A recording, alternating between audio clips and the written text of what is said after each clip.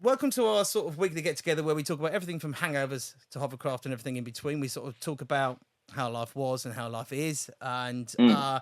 you've got an interesting story, Alasdair, which is why you're here. Now, I'm going to ask you the question we ask everyone as they arrive, and it is: what were some of your most memorable moments when it came to overdoing it? Were they hilarious, or did they end in kind of disaster and in the cells? Did it end up in tears? Probably yours or other people's. Well, so I mean, it's a slight paradox in the way that memorable. There's a huge chunk of my life I don't really remember, but I try not to romanticize too much my using days, because I did a lot in my early sobriety, but of course, the longest relationship I've actually ever had is with booze and drugs, and of course there was a honeymoon period for that, and there was epically fun times. But it all starts off with just fun, then fun and problems, and then you're left with the problems. Yeah. So I tell you what. Do you want to kind of take us through kind of a potted history? So so the ignorant people, but I came to understand. Alasdair is the son of A. Gill, a very famous writer and also chef and Food critic. A food critic and all around good guy. So so tell us about how you started and how you got to where you are. What's the story? Well, I guess in the terms of how my life, in how it turned out, really the addiction, specifically, and cooking, is that I was someone who didn't gel with school at all. I got kicked out of everything that I went to. I never mixed with being able to sit down and do the work for many reasons. But it's where you're coming from. It's a similar story you hear in the rooms. But so because of that, when I left school, I didn't have any sort of grade to my name. Uni wasn't on the cards for me. Jobs weren't on the cards for me. Right. And so kitchens are quite interesting in this fact that they're sort of the only place that will take you in. You sort of get this family of nomads. I never knew that. Yeah, they're sort of unbiased in that way. Yeah. But then you also get the other side, which is that the actual lifestyle of it is so full on, in the sense that you don't have another life while you're doing it. You're working usually you do shifts until 1 a.m, and then you might start again 8 the next day, and there's no chance you're ever getting a weekend off. And so within that, there's sort of an understanding in the kitchens that I definitely used to work in, that this is also your playtime. Okay. Yeah. To blow off steam or whatever you're going to do. And it's but I'm a private caterer now, but I have gone back in to do stints at kitchens and sobriety, and it has definitely cooled off from what I remember. But then lost you again. That must be me. You got me? Yeah, I got you. Sorry. Cool. Yeah, a big aspect of that is me. Even when I first got sober, I was thinking, how can I do this? There are fucking drugs everywhere. But actually, it turns out I was bringing the drugs everywhere. Yeah. I mean, would it be fair to say that since you found the road of sobriety, that the amount of alcohol consumed in the kitchen for making the white wine sauce has dropped? Yeah, totally. Yeah, exactly. I must admit, when I got sober, I couldn't work out how you make gravy without wine. But you can, can't you? You can, but you can still use the wine. You burn off the alcohol. Yeah, I understand. Yeah. Mm-mm.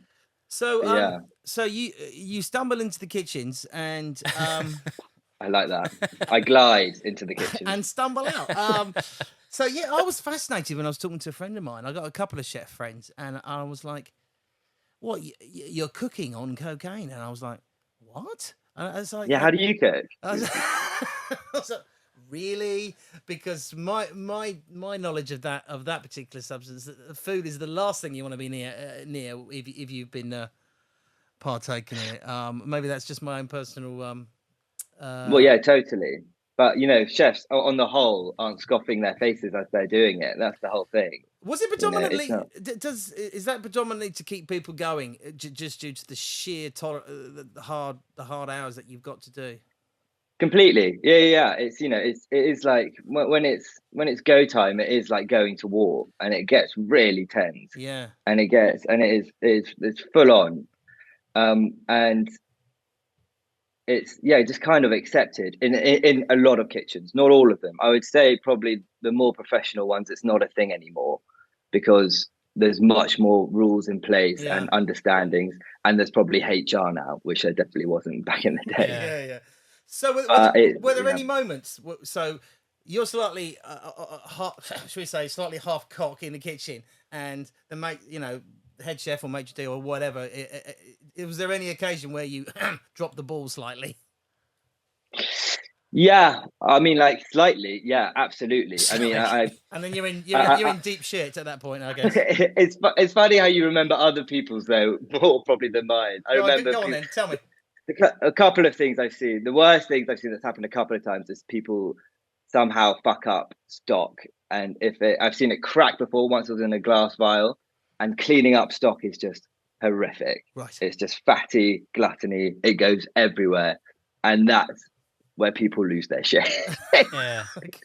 One of the funniest things I ever saw actually was from a waiter. I remember working at a restaurant, quite high-end restaurant, and there was this guy who was new, and it was a restaurant where all the waiters had to carry 4 plates at a time. That was sort of their thing. If you wanted to be a waiter, you had to do that. And it was an open kitchen, so we could all see. Yeah. And I could see the second he had sort of taken off, he was really uncomfortable with it. He had 4 plates and they were all fish. And he went to the table, put down the first plate, and he leant too far back on the other one. No. And this whole fish slid off and landed in the customer's blazer pocket that was hanging off the back of his chair. And everyone in the kitchen and behind the bar was just watching this guy, because the guests didn't even know yet. And we were all just thinking, how are you going to tell this guy? It's like Faulty Towers.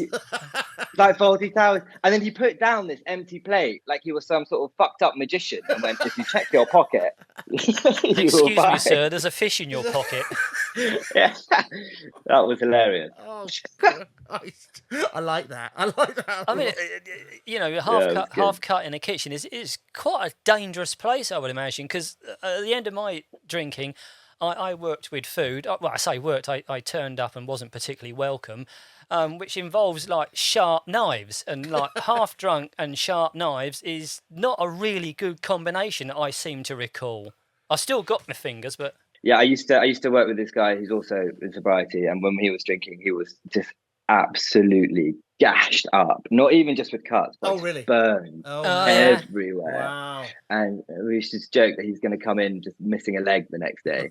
He was just absolutely, it looked like he was gone to war. But it's interesting because it's also, you can, when you hurt yourself, I used to get this all the time. If you cut yourself on shift, you really don't realize until the shift is over. Really? Because you're so in the moment. I used to get that all the time. I'm missing a fingertip at the end of the shift. Just blood. It's mad that, but the adrenaline is what really gets you. Was it a violent place though at times? Yeah. Or emotionally violent, just screaming in your ear and just Yeah. Emotionally, definitely shattering. It can, but it's. People don't really last long in there if they can't handle it. Yeah. But there is a huge problem with all that, because it's the statistics of chefs' mental health are awful. I think you're 5 times more likely to die of lung cancer alone if you're a chef, and that just says a lot. It's not just about that chemicals, obviously. It's about just you can't stop smoking. So let me I'm just trying to sort of paint a picture. So. You've come into this environment. It's pretty toxic, and there's all manner of substances floating about. At the end of the shift, quite hard to come down, have a couple of drinks, and it sounds a bit. Do you know what? Describing it reminds me of like when touring went really crazy, where you're on this conveyor belt, and you did a gig. And you came down, and your lobby call was at 5, and you got on a plane, and you went over there, and you did a gig, and you're going, I'm not really enjoying this, and you're in. Do you know what I mean? Yeah, but it's funny hearing you say it back of coming into a toxic place when I was young. I didn't really see it like that because I suppose I wasn't. It's not like I was in a good place and I went into something that felt toxic. Right. You know, my life already around that point was around getting drunk and high. That was my number one product thing. of your And this environment, and yeah. exactly. And actually, I only reason I was able to do any chef work was because it fitted around me being able to drink and get high, because that was always going to be my first job. Yeah. If something else could get around that, then fine. So actually, I found little birth of, I suppose, pride and self-worth actually in kitchens, even though it was this toxic place, which is weird, I suppose, to say. But so was the that's actual where I was at. the environment and the lifestyle that you were experiencing in there, was that helping to enable your using and drinking? The lifestyle outside the kitchen. No, inside. I mean, obviously the kitchen, like you said, whereby there was the access to the booze, and that's where you worked and played because of the nature of the hours that were involved. So was that actually helping to enable that you're using and drinking? Yeah, but you know, it's interesting, that thing. A lot of people, I suppose, always kind of think, it's family especially, always like, oh, but was this the wrong point? Was that the wrong point? But actually, you know, I know for me that I was born an addict and there was no other path for me, because the traits that make me one have always been there. You know, even as a kid, I was the kid who stole all the sweets, hid them in my room, and then joined the search party. I did that with fruit roll-ups, and then I did it with drugs.